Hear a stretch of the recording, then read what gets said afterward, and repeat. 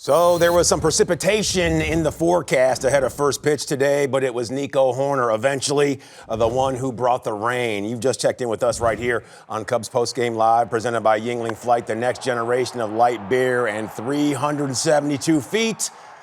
Just enough when it came to distance. That would square the affair in the bottom of the seventh, and then PCA, he would continue his lightning rod antics. Three-sacker, caroms off the wall. Pedro, he scores, and Pete scampers into third just like that. A traditional rebel yell right there from number 4. And the Cubs, they go on to get the win right here, 5-2 over those New York Yankees, evening the series. And tomorrow, that means that the rubber game, well, it could go in the Cubs' favor. And as we said, we are on the air. This is Cubs Postgame Live, presented by Yuengling Flight, the next generation of light beer. Cole Wright, Elise Menaker, we are in tow, and a thrilling victory. Nico and PCA, they were a two-man gang tonight. You know, this was a great game. And as we were watching the finish of it, I'm thinking, like, this feels a lot like the postseason. Yeah. The crowd always, you have to give them credit for that, because the way they stay in it and the game that they got. Because, you know, early on when you're thinking there's a miscue from Michael Busch, the Yankees capitalize on it, you're thinking, here we go did this need to be one of these games where they have to do the little things to win it, basically? And are the Yankees going to do a little bit more because you had a great pitching matchup? The offense. They're doing really big things right now, which is what you're highlighting. So the wind is blowing in. Of all guys, you're thinking Nico Hoerner with the long ball. Cutting through that breeze. But then I'm thinking he's actually the perfect guy, because the way he hits it on that line drive trajectory in this type of weather, that's almost what you needed to do, because you saw something similar from Spencer Jones. So, you know, really big at bats late. Pedro Ramirez getting on before PCA, pinch hit situation, works a walk, continues to be the theme for Pedro, how he just is very poised. The moment doesn't get too big for him. He knows the job, like the task at hand, gets it done. Really good base running from Alex Bregman. So now, I mentioned early on that miscue from Busch. Well, now I'm mentioning all the little things that this team does that they can capitalize on, that gets them wins, that gets them insurance runs, and play the game hard. Like Pete, with that hit, if the ball is hit in front of him and it's that right field corner, good luck. He's off to the races, which is what happens. So all those things the Cubs do well, they paid off in this game, and pitching is one of them. Yeah, it was almost like Nico Hoerner had a pregame conversation with sweet swinging Billy Williams, because when it's windy like this, Billy said, you hit it high and watch it die. You hit it low, watch it go. And that's exactly what Nico was able to do. And that's getting us to our lottery fast play of the game, presented by the Illinois Lottery. Download the app to your phone right now so you can start playing, just like number 2 was doing. But he was not playing in that batter's box, because this is how you get your fellas in great position to win a ball game. This one absolutely stung, Elise. You know, we weren't even sure at first if it was foul or fair. I saw it clank around, and I thought maybe it hit the foul pole, because no one in the stadium seemed to have any doubt about this. The replays then showed like this. Why?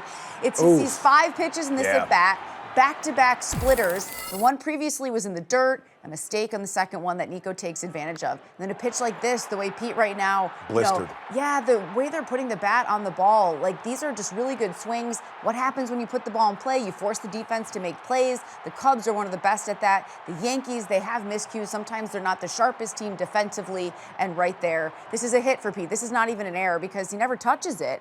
And so he takes advantage and ends up on third and get a run there. Yeah, and how big was that? Not only for Pete to rip that ball down the line, but for Pedro to get on his horse and make sure that run counted. The insurance always helps. Yeah, and that's what you're looking for, because I think, too, there was then the play with, say, a Suzuki. Nice hit, drives in a run, comes off the bag at second, so then he's tagged out, challenge, the review shows that he's out. So you're like, oh, are they going to need that? Just because of the pitching situation, you're always thinking against teams like this, later in the game, you like as much insurance as you can get. So plays like that start to feel a little bit bigger. But then you give the offense credit. This is why you have this defense, is because it was enough tonight. They continue just to do all the little things and do not let earlier things in the game affect what they do later. In fact, it's, this is the way the team is rolling. If they need to score, if they need runs, they're making it happen. Getting on base, they had 5 walks tonight. And then you also look in the walk column for these starters and for even the relievers. Yes, Trent Thornton had a couple of walks. They did not hurt him in the end. You could see that he was even frustrated by the traffic.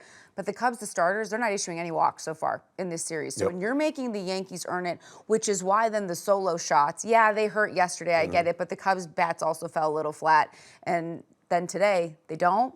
and so you work your way back into a win. Yeah, it's almost as if the fellas play on that trimester system. You can have a one that's not as much as you like it, but then you had those other two where you really come through. If you can win 2 of the 3 quadrants when it comes to a game. When you got Max Fried and tomorrow Garrett Cole, you're thinking in the first game of the series that Warren might be the guy that you need to capitalize on. But, you know, you really can't count out this offense. And I think traditionally this season, we can say the names like the Paul Skeens, the Garrett Coles, the Max Fried, and we'll see what happens against Garrett Cole. But it's not always like with this offense, you can't count them out. So, you know, even against, because they stay in it, you could even argue because you're thinking you get Max Fried out of the game. This is his 3rd start since coming off the IL, which is why he was at 78 pitches.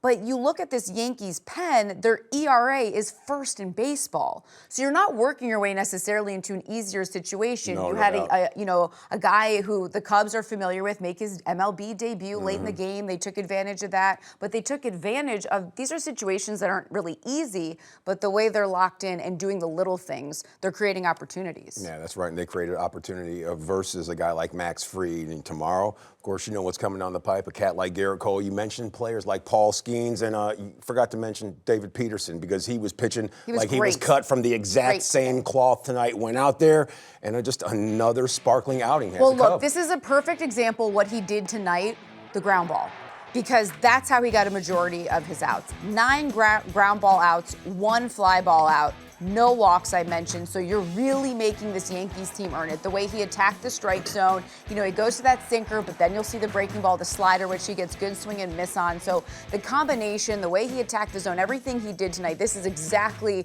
why David Peterson fits in with this rotation and fits in with this defense. Because even if guys get on, if you're keeping it in the park, you're keeping it on the ground, no problem. Your defense will take care of it. There was that one inning, what was it, the top of the 4th, where it was just Dansby, Dansby, Dansby.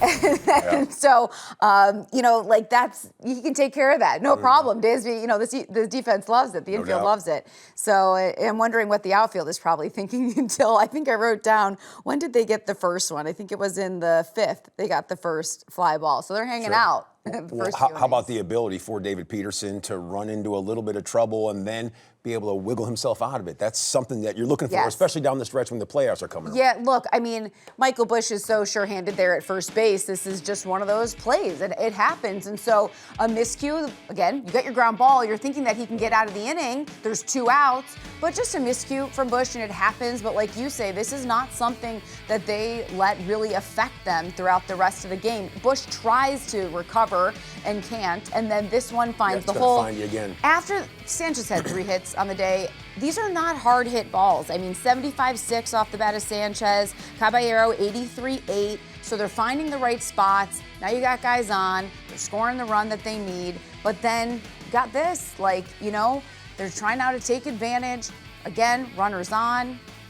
And then this would be the fly ball out that you get. So you get ground balls, and then finally if you need a fly ball out, so you get it. So you could see that they were trying to make things happen, the Yankees, when they had runners on, try to get those guys in scoring position. But when David Peterson is working like this, you know, you heard even A.J. Przinsky say during the broadcast, I don't know if they can string together enough hits to be scoring the way Peterson is also pitching. Because they score so much with the home run, and that's why he's saying that. Almost half the runs they score are via the home run. So we've seen that at play in this series. This was one of those innings where you're like, oh, they took advantage, right? That's why we were saying early, is this going to be one of those games?